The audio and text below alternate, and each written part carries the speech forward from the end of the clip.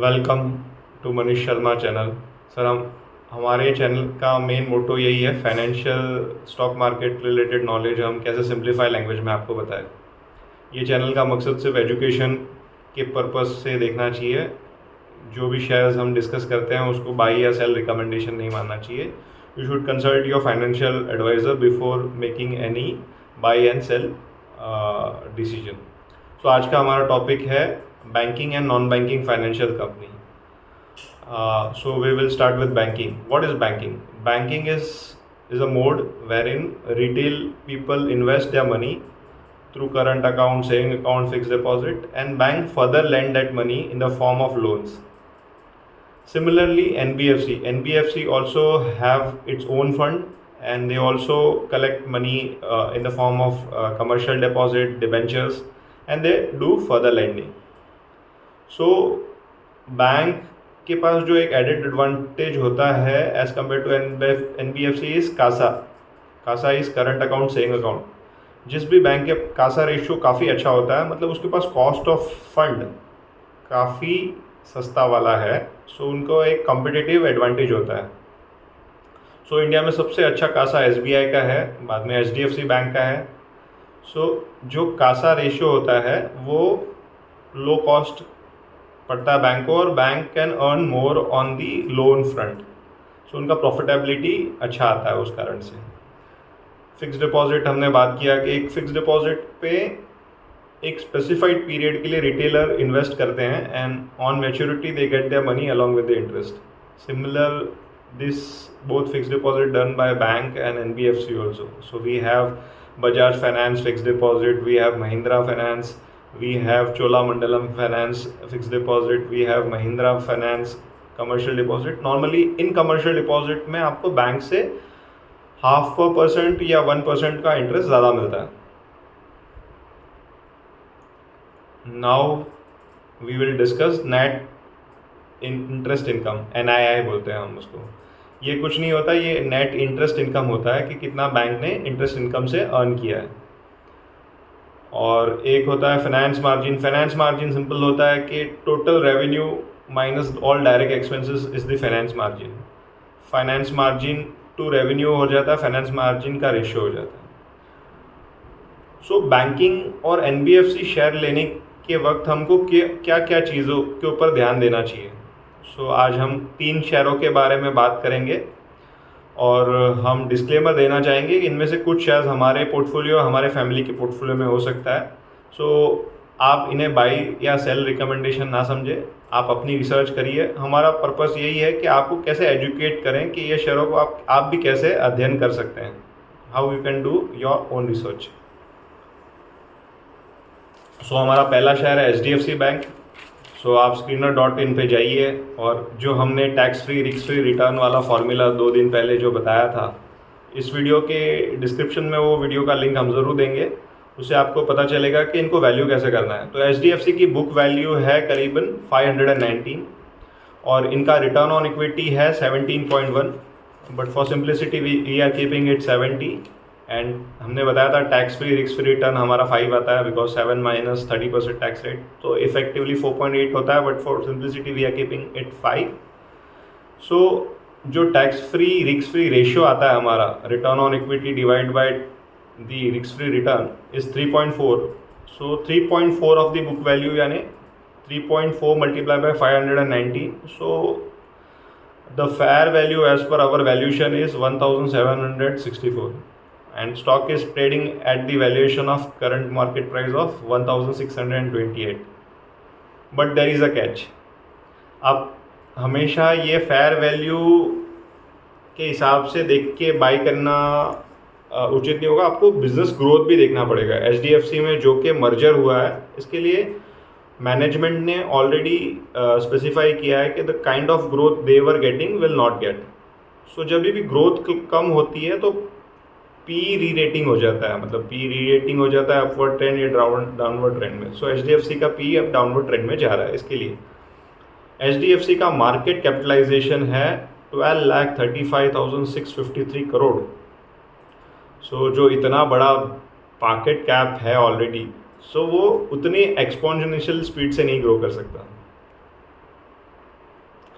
सो ये एक मेजर है। हालांकि हमको लगता है HDFC is not over priced ये वैल्यूएशंस पे, it is Fairlie valued, but हाँ आपको result quarter on quarter trace करना चाहिए। सेकंड हमारा शेयर है ICICI बैंक। ICICI बैंक का करंट मार्केट प्राइस है 1003 करंट मार्केट प्राइस इतना है, और बुक वैल्यू 307 है। Return on equity 17.2, for simplicity we are keeping it 17। So हमारा tax free risk free ratio आता है इसमें 3.44। When we multiply it with the book value we get the fair value as 1056। Again HDFC से compare में ICICI के result बढ़िया आ रहे थे, ये दिनों में ग्रोथ अच्छी आ रही थी, इसके लिए इनको थोड़ी पी ज़्यादा मिल रही है। इनका मार्केट कैपिटलाइजेशन है 7,03,627। These two were banking shares. Now we will analyze non-banking company, non-banking financial company. So Bajaj Finance. Bajaj Finance का current market price है 7,427. Now when you see the book value is 988, the return on equity is 23.5. So our tax-free risk-free ratio comes to around 4.7. When you multiply 4.7 multiply by 998, the fair value comes to around 4,644. So आपका question होगा, देखो इसका fair value तो 4,644 है, but share is already trading at 7,400. सो ये इतना ज़्यादा क्यों है, जो कि लगभग उसके फेयर वैल्यू से 1.6 मतलब 160 पे वो हमको मिल रहा है। इसका कारण है ग्रोथ। आप देखिए बजाज फाइनेंस के quarter on quarter year on year result, वहाँ पे 30% की ग्रोथ आ रही है। सो जो कंपनी में ग्रोथ आती है, जैसे हमने बताया था, ग्रोथ कंपनियों में वैल्यूएशंस के हिसाब से आप देखेंगे तो आपको महंगी लगेगी, बट ग्रोथ कंपनी आपको जब वो कंटिन्यूस प्रोसेस में ग्रो कर रही होगी तो आपके पैसे वहाँ पे अच्छे बन जाते हैं। सो 30% की ग्रोथ के कारण उसको ऑलरेडी मार्केट 1.160 प्राइस पे कर रहा है फेयर वैल्यू का, और इनका मार्केट कैपिटलाइजेशन है 4,59,015। ये NBFC में है। और बैंकिंग और NBFC शेयर्स देखते वक्त हमको कुछ रेशियोज़ पे बहुत ज़्यादा गौर करना चाहिए, बिकॉज ये रेशियोज़ हमको सेफगार्ड करती है जब डाउन टर्न आती है इकोनॉमी में।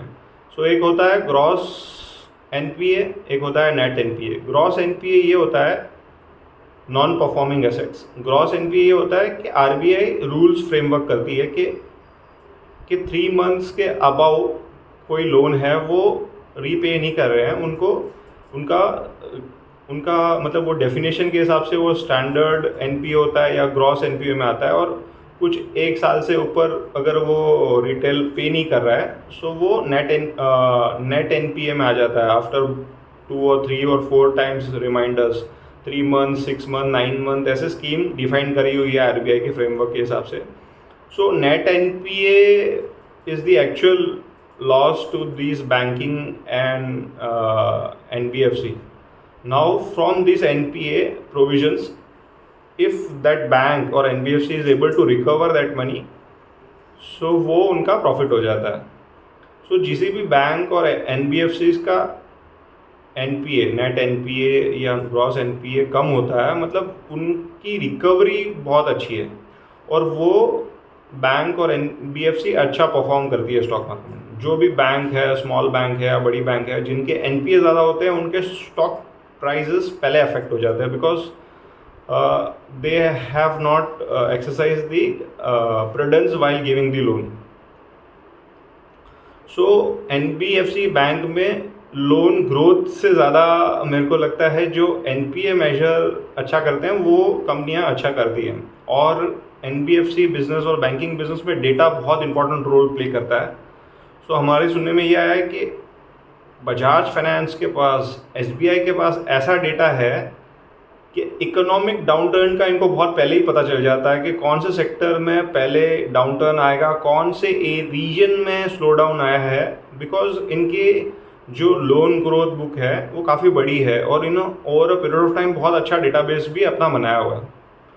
सो data plays a major role. जैसे आपने सुना होगा बैंकें आजकल 10 मिनट में पर्सनल लोन प्रोसेस कर देती है। So all this happen based on data. So ये डेटा जिसके पास बहुत अच्छा अवेलेबल होता है वो उनका बिजनेस बहुत स्केलेबल हो जाता है और बहुत अच्छे से ग्रो करता है।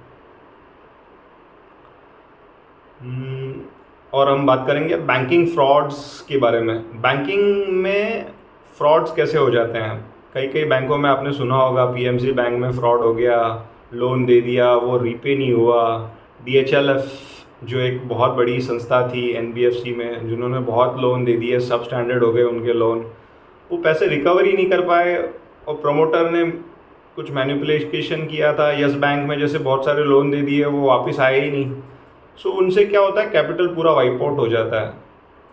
सो ये होते हैं बैंकों के फ्रॉड। और हम इकोनॉमिक्स की भी बात ज़रूर करेंगे जब बैंक और एनबीएफसी कर रहे हैं, तो आरबीआई बहुत इंपॉर्टेंट रोल प्ले करता है इन दोनों को गवर्न करने के लिए। जैसे जब इन्फ्लेशन हो जाता है, बहुत इन्फ्लेशन हो जाता है, so what RBI do is that they increase the repo rate. So आप क्वार्टर ऑन क्वार्टर देखते रहेंगे, आज आरबीआई का डिसीजन है रेपो रेट में। ग्लोबल बैंक इसको यूएस में फेड बैंक इनको कंट्रोल करती है। जैसे वहाँ पे इन्फ्लेशन बढ़ रहा है तो वहाँ की फेड इंटरेस्ट रेट इंक्रीज़ कर देती है, और वो डिसीजंस बाकी रीजनल बैंकों को, दूसरी कंट्री के बैंकों को भी फॉलो करना पड़ता है, बिकॉज अगर उन्होंने इंटरेस्ट बढ़ाया है तो सारा पैसा वहाँ चला जाएगा और यहाँ पे पैसे का आउटफ्लो होगा तो यहाँ की करेंसी ख़राब हो जाएगी। इसका सिंपल उदाहरण मैं आपको दूंगा। जैसे अगर कोऑपरेटिव बैंक आपको 1% ज़्यादा इंटरेस्ट दे रही है, आपकी नेशनलाइज बैंक आपको 1% कम दे रही है, सो हो सकता है कि ज़्यादा चांस है आप थोड़े पैसे कोऑपरेटिव बैंक में कराओ कि भाई मुझे 1% या 1.5% ज़्यादा मिले तो बेटर है मैं कोऑपरेटिव बैंक में कराऊँ। और ये मेजर से क्या होता है, जब आरबीआई ने रेपो रेट इंक्रीज़ कर दिया तो कॉस्ट ऑफ फंड काफ़ी बढ़ जाता है। सो अगर किसी के पास ऑलरेडी एग्जिस्टिंग लोन है, जैसे किसी के पास हाउसिंग लोन है, तो उनकी ईएमआई का रेट बढ़ जाता है और ईएमआई अमाउंट भी बढ़ जाता है। So fund available to that user is less. उससे क्या होता है, डिमांड कम हो जाती है। और हमारे इकोनॉमिक्स में पहले ही बताया हुआ है कि अगर किस चीज़ की डिमांड कम होगी तो प्राइसेस को नीचे जाना ही है, क्योंकि प्राइसेस ऊपर जा रहे होते हैं और डिमांड और बढ़ रही होती है, तो इन्फ्लेशन और बढ़ते रहता है। ये सिंपल सा इकोनॉमिक्स है। आज के टॉपिक को यहाँ तक ही रखते हैं। आपके कल के लाइक्स और कमेंट के लिए थैंक यू वेरी मच। हमारे चैनल को सब्सक्राइब करिए, लाइक करिए, शेयर करिए, कमेंट करिए। Thank you.